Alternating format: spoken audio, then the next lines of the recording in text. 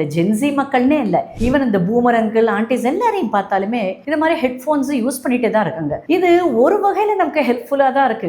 நம்மளோட பிரைவசி நமக்கு இருக்கும். ஏதாவது ஒரு கால் அட்டென்ட் பண்றோம், மற்றவங்களுக்கு டிஸ்டர்பன்ஸாக இருக்கக்கூடாதுன்னா அது நல்லா தான் இருக்கு. ஆனா லாங் டேர்மா அதவே ஓவரா யூஸ் பண்ணா நிறைய பிரச்சனைகள் வருது. இப்போ நார்மலி நம்மளோட கேட்கும் திறன் வந்து ஒரு 2லேருந்து 5 கிலோ ஹெர்ட்ஸ்க்கு சென்சிட்டிவா இருக்கும். அதாவது டெசிபிள்ஸ்ல பார்த்தா ஒரு 20 டெசிபிள்லேருந்து 60 டெசிபிள் வரைக்கும் கம்ஃபர்டபுளாக கேட்கலாம். இப்போ இந்த லவர்ஸ் எல்லாம் பேசிப்பாங்க பாருங்க, குசு குசுண்டு, அதெல்லாம் ஒரு 30 டெசிபிள் தான், யாருக்குமே பெருசாக கேட்காது. நார்மலி நம்மள மாதிரி ஆளுங்க பேசிக்கிறது வந்து ஒரு 60 டெசிபிள்ஸ் இருக்கும். இதுவே நீங்கள் மெட்ராஸ் டிராஃபிக்கில் நின்னீங்கன்னு வச்சுங்க, அதோட டெசிபிள்ஸ் 80 வரைக்கும் போகலாம். 70 டெசிபிள்ஸ் வரைக்கும் நீங்கள் பேசுறது உங்கள் செவித்திறனை பாதிக்கவே பாதிக்காது, ஒன்றுமே பிரச்சனை இல்லை. இதுவே நீங்கள் ஒரு லவோட ஒரு கான்சர்ட், ஏஆர் ரஹ்மான் கான்சர்ட் போறீங்க, 120 வரைக்கும் டெசிபிள் போகும். 60-70 டெசிபிள்ஸ் வரைக்கும் பிரச்சனை இல்லை. ஆனால் இந்த ஹெட்ஃபோன்ஸ் வைக்கிறதால என்ன ஆகுது, அந்த டெசிபிள்ஸ் வந்து 70, 80, 85 அப்படின்னு போகுது. அப்படி போகும்போது அதுவும் உங்களுக்கு அந்த சவுண்டு கிளாரிட்டி நல்லா இருக்கணுன்றதுக்காக கொஞ்சம் ஹை வால்யூம்ல வச்சுட்டு டிரைவ் பண்ற இளைஞர்கள் எல்லாம் நான் பார்த்துருக்கேன். ஏதோ ஒரு அரை மணி நேரம் கேட்டுட்டு நீங்க விட்டுட்டா